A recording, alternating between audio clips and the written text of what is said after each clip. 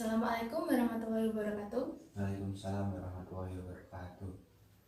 Baik, sebelum kita memulai pembelajaran pada pagi hari ini, mari kita berdoa bersama agar apa yang kita pelajari dapat bermanfaat bagi kita semua.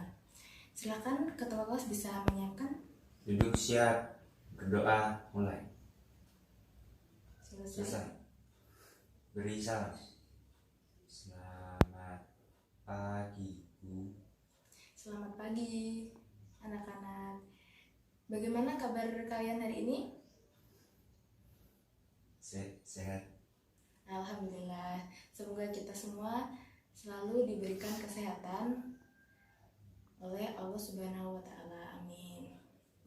Nah, sebelum itu, coba kalian cek di sekitar tempat duduk kalian apakah ada sampah atau tidak. Jika ada, silahkan bisa dibuang di tempat sampah.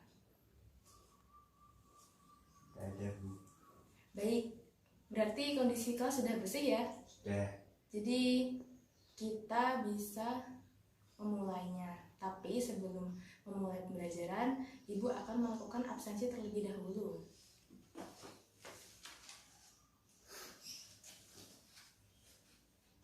Fakri Akmal, Hadir, Bu.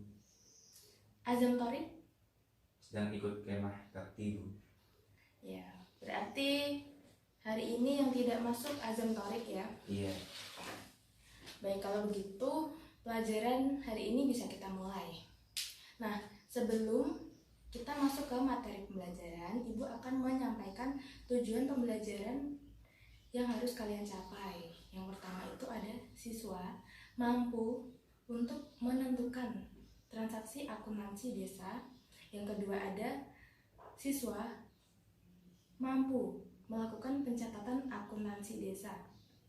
Nah, agar kalian dapat mencapai tujuan pembelajaran tersebut, kalian tetap harus semangat dalam mengikuti kegiatan pembelajaran. Jadi belajar dan berdoanya itu harus balance seperti konsep akuntansi. Nah, minggu lalu kita sudah mempelajari materi tentang satker dan pemerintah desa. Coba ada yang masih ingat apa itu satker? Saya, Bu. Ya, silakan Akmal. Satker adalah kuasa pengguna anggaran atau barang dari suatu organisasi pada lembaga yang melaksanakan suatu program. 100 buat Akmal. Jadi intinya satker itu kuasa pengguna anggaran atau barang oleh suatu lembaga ya.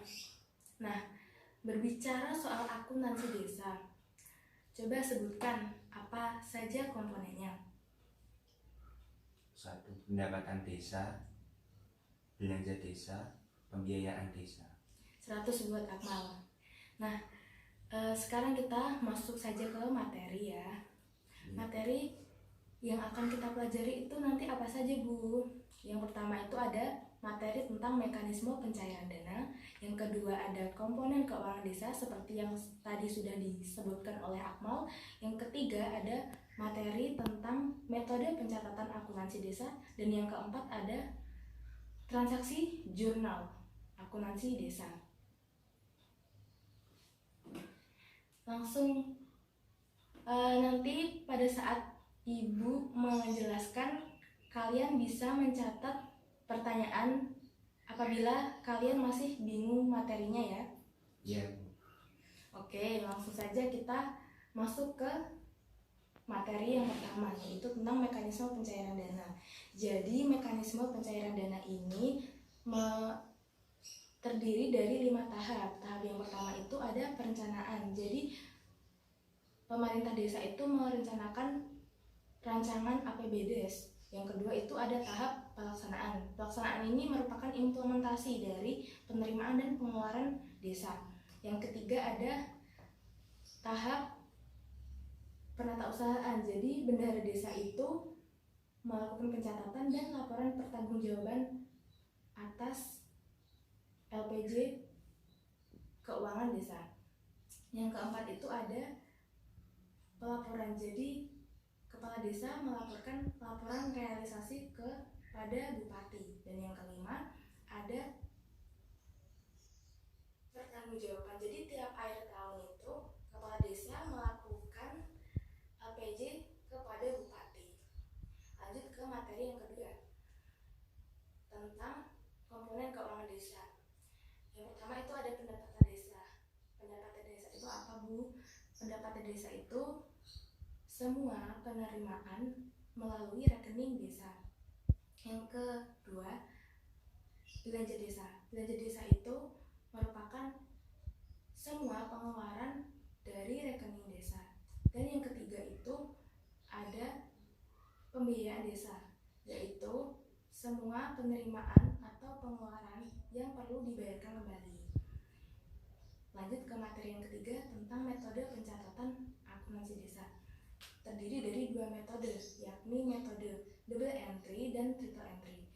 Metode double entry itu menggunakan cash basis dalam pencatatan penerimaan dan pengeluaran kas. Sedangkan metode triple entry menggunakan cash basis juga, tapi perlu dicatat oleh Satker Pengelolaan Keuangan Daerah. Lanjut ke transaksi jurnal ya, untuk materi yang keempat dengan menggunakan media ini. Nah, transaksi yang pertama itu transaksi pembelian kantor. Transaksi ini ada dua pencatatan oleh SKPD. Jadi pada saat SKPD mencatat jurnal itu dicatat dua kali. Yang pertama itu ada jurnal realisasi belanja modal, dan yang kedua itu jurnal perolehan aset. Nah, pencatatan tersebut itu sering disebut dengan jurnal korelari atau jurnal pendamping. Nah, dalam akuntansi desa itu jurnalnya dicatat sebanyak dua kali, yaitu oleh SKPD dan oleh BUD. SKPD itu apa, Bu? SKPD itu Satker Pemerintah Daerah, sedangkan BUD itu Bendahara Umum Daerah. Contoh soalnya, jadi pada bulan April 2019, pemerintah desa membeli mesin fotokopi seharga 60 juta secara tunai dari PT Sinar Jaya. Jurnal yang dicatat oleh SKPD adalah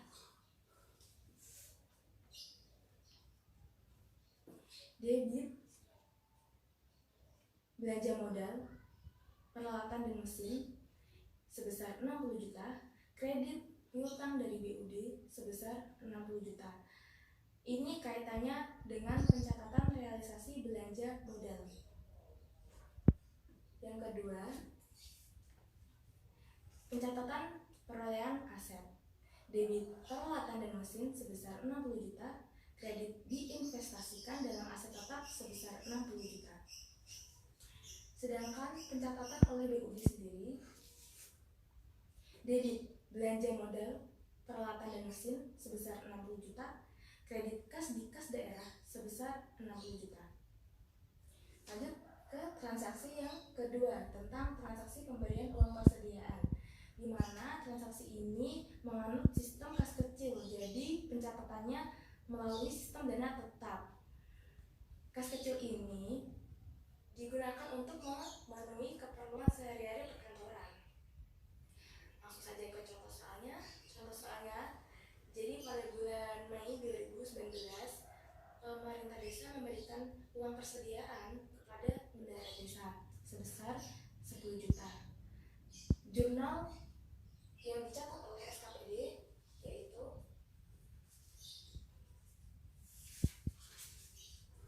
debit kas di bendahara pengeluaran sebesar 10 juta, kredit uang muka dari BUD sebesar 10 juta. Sedangkan jurnal yang dicatat oleh BUD, debit uang muka kepada SKPD sebesar 10 juta dan kredit kas di kas daerah sebesar 10 juta. Lanjut transaksi yang ketiga tentang pembayaran gaji pegawai, di mana transaksi ini dilakukan pembayaran langsung. Contoh soalnya, pada bulan Juni 2019, pemerintah desa melakukan pembayaran gaji senilai 50 juta kepada pegawainya. Jurnal oleh SKPD yaitu debit kas di bendahara belanja pegawai, kredit piutang dari BUD sebesar 50 juta. Sedangkan jurnal oleh BUD, debit belanja pegawai, kredit kas di kas daerah sebesar 50 juta. Transaksi yang terakhir adalah pengembalian pendapatan. Jadi dalam pengembalian pendapatan ini sering terjadi kesalahan. Jadi harus dikoreksi dan dikembalikan dananya yang kelebihan itu. Contoh soalnya pada bulan Juli 2019 pemerintah desa menemukan adanya kesalahan pencatatan, yakni kelebihan pendapatan retribusi sebesar 5 juta. Jadi transaksi oleh SKPD jurnalnya debit pendapatan retribusi sebesar 5 juta, kredit utang kepada BUD sebesar 5 juta.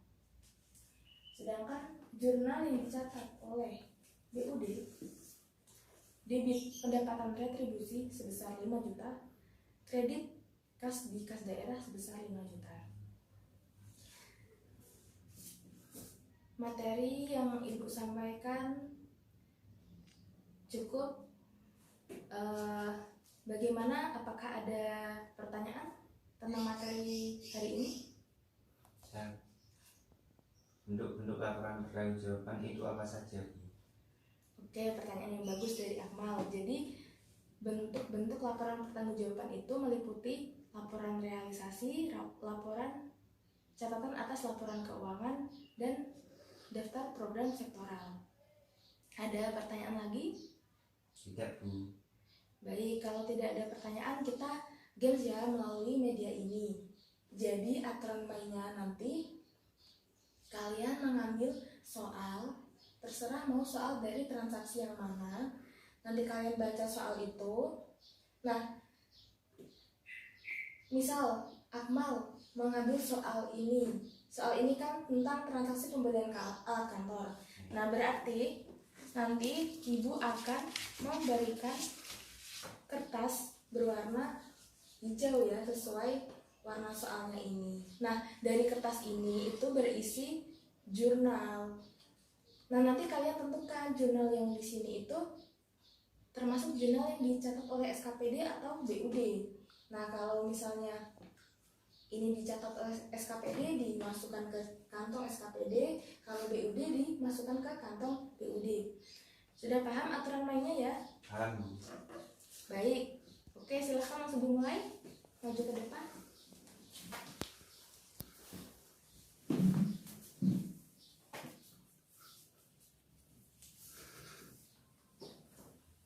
Pada bulan April 2019, Tandes membeli mesin FC sebesar 20 juta dari PT Sinar Jaya. Transaksi tersebut dilakukan secara tunai. Jurnalnya apa? Apa bisa dibaca? Debit belanja modal, peralatan dan mesin sebesar 20 juta. Kredit kas di kas daerah sebesar 20 juta.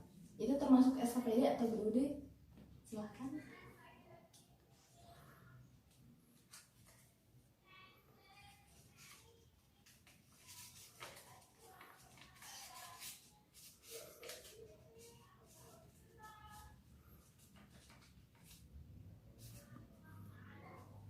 Seratus buat Akmal. Jadi jurnal belanja modal, peralatan dan mesin, dan jurnal piutang dari BUD tadi sebesar 20 juta itu termasuk jurnal yang dicatat oleh BUD ya. Iya. Silakan Akmal bisa kembali ke tempat duduk.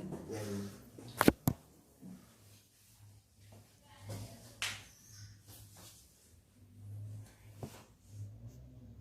Jadi kesimpulan dari pembelajaran pada pagi hari ini, akumulasi desa itu tetap memiliki pencatatan jurnalnya yang mengacu pada aturan cash basis tadi ya, dalam hal penerimaan dan pengeluaran kas. Oke, agar kalian makin memahami materi, Ibu akan memberikan latihan soal. Silakan bisa dikerjakan di rumah, minggu depan dikumpulkan. Karena akuntansi itu membutuhkan latihan soal.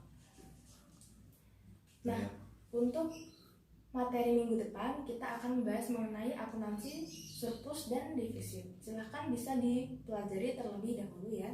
Iya. Tidak terasa jam pelajaran sudah selesai. Semoga minggu depan kita bisa ketemu lagi dalam keadaan sehat walafiat. Materi hari ini Ibu cukupkan. Kurang lebihnya Ibu mohon maaf. Wassalamualaikum warahmatullahi wabarakatuh. Waalaikumsalam warahmatullahi